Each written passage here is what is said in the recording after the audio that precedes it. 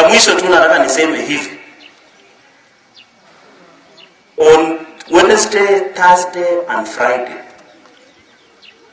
the President has confirmed to the country there shall be no demonstrations. Because we are aware, as in New One Kenya lands, Raila Odinga and Uhuru Kenyatta want to ban this country. We are aware of their plans to overthrow the government. And we don't take those threats lightly because Raila Odinga has a history of trying to overthrow the government.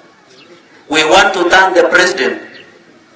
Please, you were sworn to defend this country through the Constitution and you are given reins of power. Use that power to crush local terrorism, insurgency, mutiny and abuse of law by Raila Odinga and Uhuru Kenyatta. We want to tell the country, and I am proposing even, if it is possible, Your Excellency, can you suspend the Constitution for only 72 hours?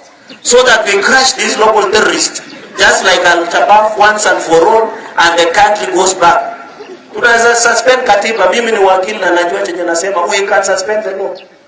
Na Raila, si mtu ati above the law, ama Uhuru Kenyatta. Kwanza tunataka tukuulize rais, ile magari ya serikali Uhuru wako naye, ile ofisi yako naye, ile walinzi yako naye, anyang'anywe mara moja na Raila. Kwa sababu hatuwezi kuwa tunakupea askari na gari na mafuta ya raia na pesa ya raia, unatumia hiyo pesa kupiga vita ya serikali ile iko kwa mamlakani.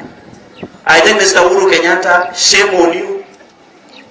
Sisi tutakushtaki tu kwa Mwenyezi Mungu, lakini lazima tudili na wewe hapa duniani kabla hatujaambia Mungu maneno yako.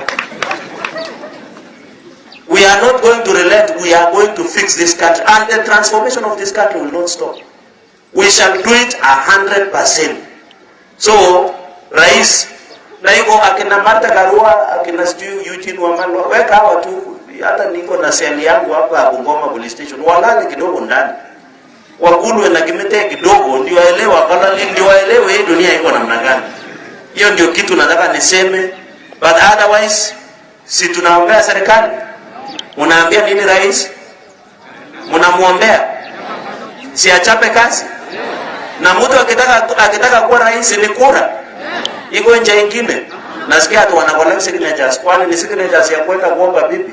Wahame huko kabisa. Basi leta warambe tuanze na wageni.